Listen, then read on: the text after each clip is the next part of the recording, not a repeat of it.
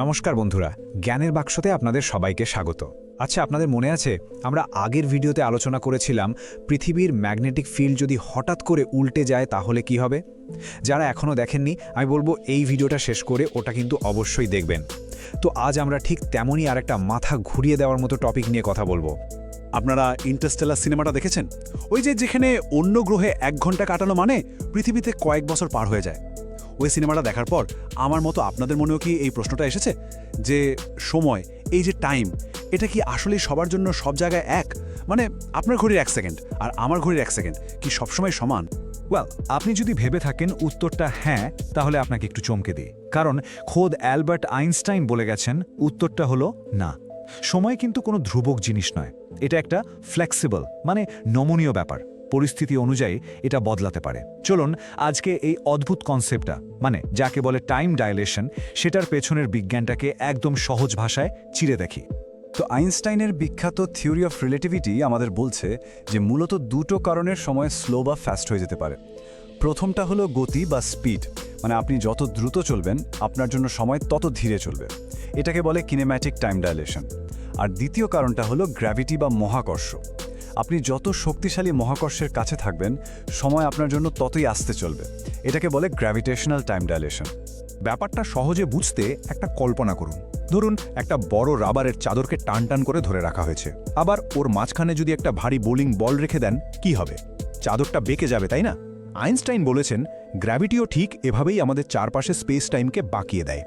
আর এই যে ছবিতে দেখছেন, এই বাঁকানো পথে আলো বা অন্য যে কোনো কিছুকে বেশি রাস্তা বেরোতে হয়, আর বেশি রাস্তা মানেই বেশি সময়। তাই যেখানে গ্র্যাভিটি বেশি সেখানে সময়ও ধীরে চলে। সিম্পল। কিন্তু এটা তো গেল থিওরির কথা। এত অদ্ভুত একটা দাবি কি বাস্তবে প্রমাণ করা সম্ভব? মানে বিজ্ঞানীরা এটা প্রমাণ করলেনটা কিভাবে? চলুন এবার আমরা ইতিহাসের অন্যতম সেরা একটা এক্সপেরিমেন্টের দিকে নজর দিই, যেটা এই রহস্যের জট খুলে দিয়েছিল। সালটা ছিল 1971। হ্যাফেলে আর কিটিং নামের দুই বিজ্ঞানী একটা অসাধারণ পরীক্ষা করলেন। তারা কি করলেন? তারা কয়েকটা সুপার অ্যাকিউরেট অ্যাটমিক ঘড়ি নিলেন, মানে এতটাই সঠিক যে লক্ষ লক্ষ বছরে 1 সেকেন্ডেরও ভুল হয় না। আর সেই ঘড়িগুলোকে প্লেনে চাপিয়ে সারা পৃথিবী ঘুরিয়ে আনলেন। উদ্দেশ্য একটাই, আইনস্টাইন যা বলে গেছেন সেটা কি সত্যি নাকি শুধুই খাতায় কলমে। তো তারা কিছু ঘড়িকে পূর্ব দিকে ও কিছু ঘড়িকে পশ্চিম দিকে ওড়ালেন, আর মাটিতে রাখা একটা রেফারেন্স ঘড়ির সাথে সেগুলোর সময়ের তুলনা করলেন। আর ফলাফল আপনারা এই টেবিলটা দেখুন। অবিশ্বাস্য! আইনস্টাইন যা হিসেব করে বলেছিলেন, বাস্তবে রেজাল্ট ছিল প্রায় হুবহু এক। যেমন দেখুন, পশ্চিম দিকে যাওয়া ঘড়িটা 273 ন্যানোসেকেন্ড ফাস্ট হয়ে গিয়েছিল, আর আইনস্টাইনের প্রেডিকশন ছিল 275 ন্যানোসেকেন্ড। ভাবুন, এই 1 সেকেন্ডের কয়েক কোটি ভাগের 1 ভাগ পার্থক্যই প্রমাণ করে দিল যে সময় আসলেই আপেক্ষিক।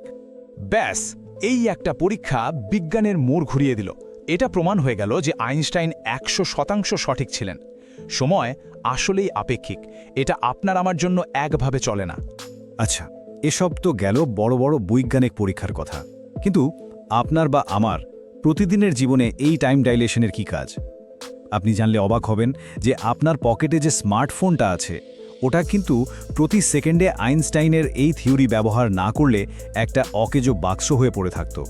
আমরা যে জিপিএস ব্যবহার করি তার স্যাটেলাইটগুলোর ঘড়ি পৃথিবীর ঘড়ির থেকে প্রতিদিন 38 মাইক্রোসেকেন্ড করে এগিয়ে যায়। হ্যাঁ, 38 মাইক্রোসেকেন্ড, মানে 1 সেকেন্ডের 1 লক্ষ ভাগের 38 ভাগ। শুনতে খুবই সামান্য মনে হচ্ছে, তাই না? কিন্তু বিশ্বাস করুন, এই সামান্য পার্থক্যের প্রভাব অনেক। এর কারণ হলো দুটো জিনিস একসাথে কাজ করছে। এক, স্যাটেলাইটগুলো অনেক উঁচুতে আছে, তাই ওখানে পৃথিবীর গ্র্যাভিটি কম, আর আমরা জানি গ্র্যাভিটি কম হলে সময় দ্রুত চলে। 2, স্যাটেলাইটগুলো অনেক স্পিডে পৃথিবীর চারপাশে ঘুরছে, আর স্পিড বেশি হলে সময় ধীরে চলে। তো এই দুটো এফেক্টের যোগ বিয়োগ করে দেখা যায় স্যাটেলাইটের ঘড়িগুলো প্রতিদিন 38 মাইক্রোসেকেন্ড ফাস্ট হয়ে যায়। আর এই ভুলটা যদি ঠিক করা না হতো তাহলে আপনার জিপিএস ম্যাপ প্রতিদিন প্রায় 10 কিলোমিটার ভুল দেখাতো। ভাবা যায়? মানে সোজাসাপটা কথা হলো, আইনস্টাইনের এই থিওরি ছাড়া আমাদের জিপিএস সিস্টেম এক মুহূর্তেও চলতে পারত না। আচ্ছা, আপনারা কি এই বিষয়টা আগে জানতেন? আমাকে কিন্তু কমেন্ট করে জানাতে ভুলবেন না। বেশ, এবার চলুন পৃথিবী ছেড়ে একটু মহাবিশ্বের দিকে তাকাই, দেখি সেখানে এই সময়ের খেলাটা কেমন। এই সময়ের তারতম্য কিন্তু শুধু আমাদের জিপিএস স্যাটেলাইটের মধ্যেই সীমাবদ্ধ নয়, এটা মহাবিশ্বের সর্বত্রই ঘটছে। যেমন ধরুন আমাদের চাঁদ। চাঁদে যেহেতু পৃথিবীর থেকে গ্র্যাভিটি অনেক কম, তাই সেখানকার সময়ও পৃথিবীর চেয়ে একটু দ্রুত চলে, প্রতিদিন প্রায় 57.5 মাইক্রোসেকেন্ডের মতো। কিন্তু এই খেলাটার সবচেয়ে নাটকীয় রূপ নেয় যখন আমরা ব্ল্যাক হোলের মতো কোনো দানবীয় বস্তুর কাছে যাই। ওখানে গ্র্যাভিটি এতটাই বেশি যে সময় প্রায় থেমেই যায়, ঠিক যেন ইন্টারস্টেলার সিনেমার মতো। ওখানে কয়েক মুহূর্ত কাটানো মানে পৃথিবীতে হয়তো কয়েক প্রজন্ম পেরিয়ে যাবে। যেমনটা ডক্টর কোহলি বলেছেন, গ্র্যাভিটি আসলে কোনো ফোর্স বা বল নয়, এটা হলো স্পেস টাইমের বেঁকে যাওয়ার ফল। তাহলে আজ আমরা কি বুঝলাম? বুঝলাম যে সময় কোনো সরল রেখায় চলে না। এটা মহাবিশ্বের এক আশ্চর্য নমনীয় মাত্রা, যা গ্র্যাভিটি আর গতির সাথে সাথে বদলে যায়। আর এই ভাবনাটা থেকেই আমি আপনাদের জন্য একটা প্রশ্ন রেখে যাচ্ছি। ভাবুন তো, গ্র্যাভিটির যদি সময়কে বাঁকিয়ে দেওয়ার ক্ষমতা থাকে, তাহলে আর কি কি অবিশ্বাস্য কাজ এটা করতে পারে? এই প্রশ্নের উত্তর আর নাসার আরও অনেক গভীর অজানা রহস্য নিয়ে আমরা আসছি আমাদের পরের ভিডিওতে। সেই রোমাঞ্চকর তথ্যগুলো যদি মিস করতে না চান, তাহলে এক্ষুনি জ্ঞানের বাক্স চ্যানেলটা সাবস্ক্রাইব করে বেল আইকনটা প্রেস করে দিন। খুব তাড়াতাড়ি দেখা হচ্ছে। ধন্যবাদ।